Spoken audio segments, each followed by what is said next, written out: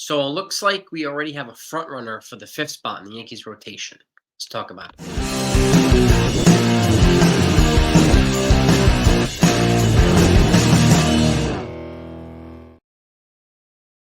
What's going on, everybody?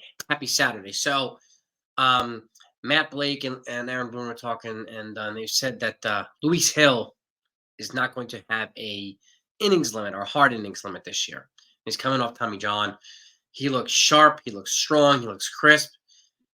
And it's kind of given him, they suggested it's kind of given him the leg up on a potential 5th rotation spot. Now, if they happen to sign Jordan Montgomery, I'm not saying they will, but if they do, that might change.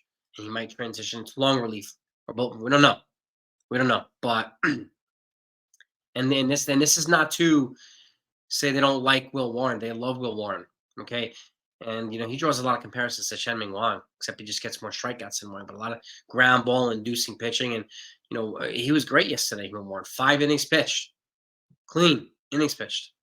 Right? Hill had 4. Warren had 5. So in their win yesterday. And he looks good. They like Warren. They like Clayton Beater. Okay. There are other guys that they like too. But Luis Hill's already been here. And again, he's coming back. So he's a little bit ahead of these guys. And would I be surprised if he won the 5th spot? No, not at all. But like I said, they could make a change in free agency. We don't know if that's going to happen, but all signs are pointing towards this guy. I mean, the teams that are maybe in on him or that he could be fits for, the list is just shortening and shortening and shortening. And we also know there's mutual interest between him and the Yankees. Okay, despite what's happened before, maybe they need to come out and say, "Look, man, you proved us wrong. You are a playoff. You're a bulldog in playoffs. You proved that. Okay." And we want to show our, appreciation, gratitude for you. Here's a contract, right? Or something. I don't know. You don't have to do it publicly. So, but maybe that'll, help them kiss and make up or something like that. But we'll see what happens. I mean, they're still over the cone threshold. It's going to cost a lot of money, no matter what. I cannot see him getting any less than $20 million per year. I can't see him making any more than 25, in all honesty. So, if it's 20, that's basically 42. If it's 25, it's essentially like 52 or 53 million because they're over the cone threshold. So at 110% tax penalty right off the bat. So, which is why, they're considering guys like Louis. And I'm imagining they're hoping Luis Hill keeps making progress in his comeback. And Will Warren takes the next steps forward. And Clayton Beater takes the next steps forward, right? Luke Weaver keeps bringing value too. So this is the first time they've had this much depth to fight for a potential 5 spot in a while. And this is a good spot for the Yankees to be in. Really, really, really good spot. So, but it still remains to be seen. So it's going to come right down to the wire. We are less than a week from opening day. And they're still yet to finalize their roster and everything else, their 40-man and their 26. So make sure you sub to the channel. That way, when news does come out, when they start trimming it down even more, you'll know exactly what they do every day this week when they make a move. Okay, I will get it to you instantly. And I thank you so much for subscribing. If you do, just hit all the notifications while you're at it too, and you're good to go. And again, it means the world. I appreciate it. I don't want you to miss anything. Now, let's get to the lineup. Then I have one more piece of news for you after that too. Today's lineup going to place. They're playing the Detroit Tigers in their spot. Trent Grisham's leading off center field. Luis Torrens batting second at first base. Austin Wells batting third at the dish. Jahmai Jones batting fourth, second base. Luis Gonzalez batting fifth, right field. Caleb Durbin batting sixth, third base. Ben Rice batting seventh, DH. Brandon Lockridge batting eighth, left field. Roderick Arias is in there, nice. Batting ninth at shortstop, and the CODY Poteet. He's another guy who can be a spot start, a swing man like Luke Weaver, and bring some value for this crew as well. So he's on the slab, towing the slab on the mound today. And that's who we have. And again, you can see here, I mean, it's pretty clear that they're starting, for the most part, their starting lineup is pretty much or their starting, rotation or whatnot, whatever you want to call it, is set. And at this point now, they need to figure out what's going to fill out the rest of the 26 man, who are going to occupy the other spots on the bench. So I see a lot of these guys in that lineup who are most likely not starters playing these games because they still haven't got to the point where they're made their final decisions yet. And the guys I mentioned the other day who have the opt-out options this week, 3 of them were either opted out or released, are available. Mike Moustakas, Elvis Andrews, and Eduardo Escobar.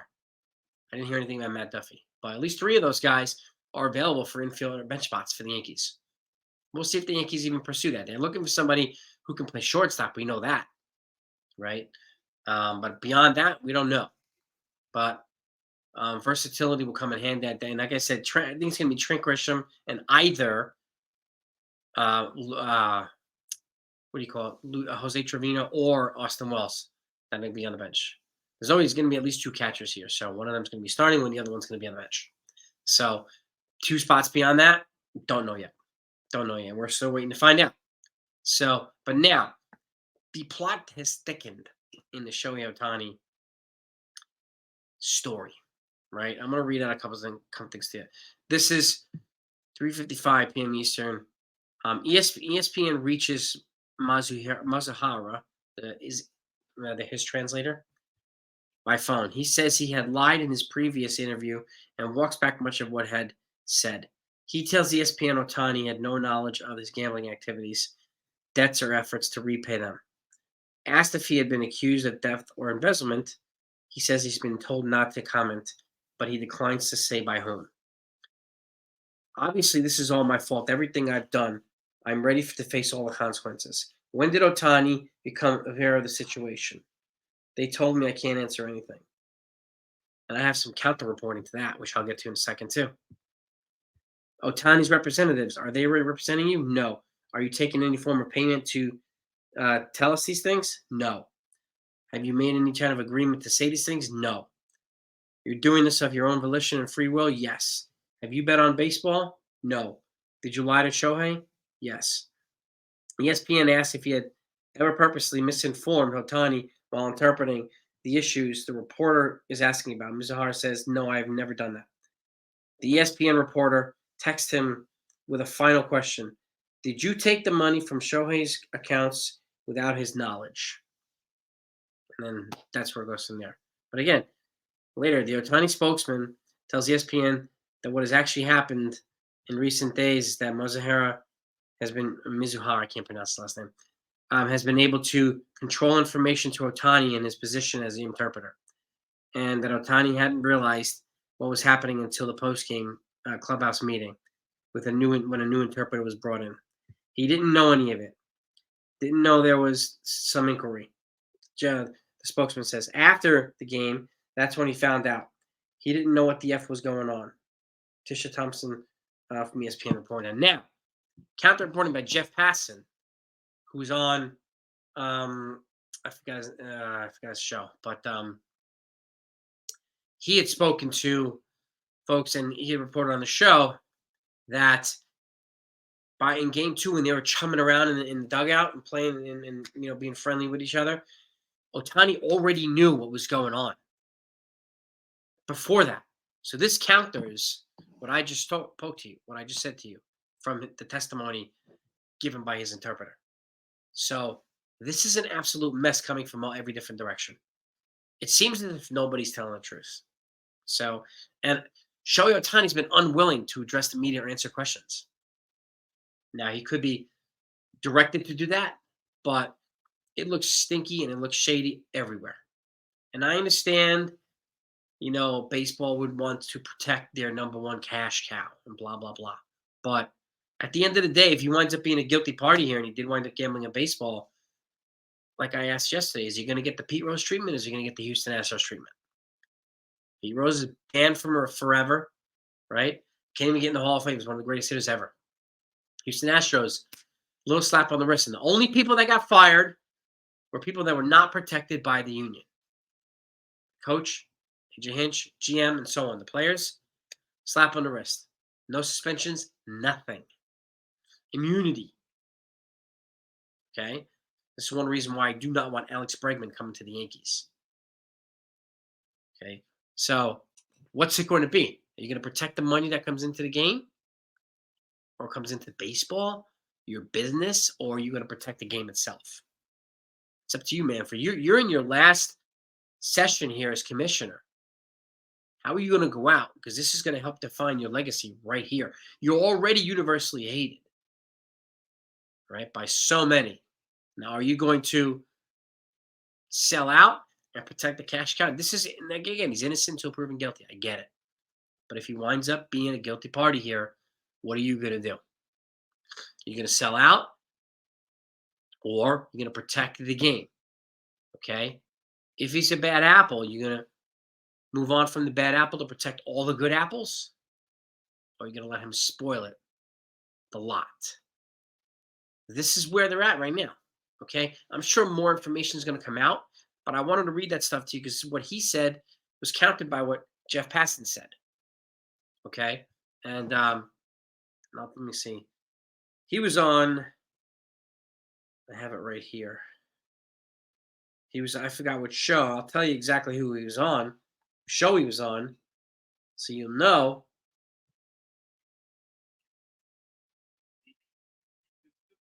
Okay. Yeah, super chummy.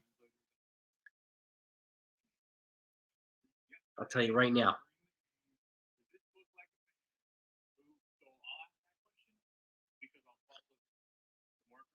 More info. Pat McAfee. Jeff Passan was on the Pat McAfee show. Okay. And he reported that. Okay, he reported that he already knew what was going on and was still chummy with the guy. It feels as if he's going to be a fall guy here as a way of basically taking all the heat and letting Shohei Ohtani off the hook. Now, I hope Ohtani winds up being innocent to this. But if he's not, okay, they cannot let him get off the hook. They cannot let him go. They cannot, let it slide. Can't do it. It would spoil the integrity of the game. Okay, and that's already happened in so many ways. When the last example of that was the Houston Astros, and they had that cheating scandal in 2017. You let them off the hook. Why would you punish the manager and the GM and not the players who actually cheated?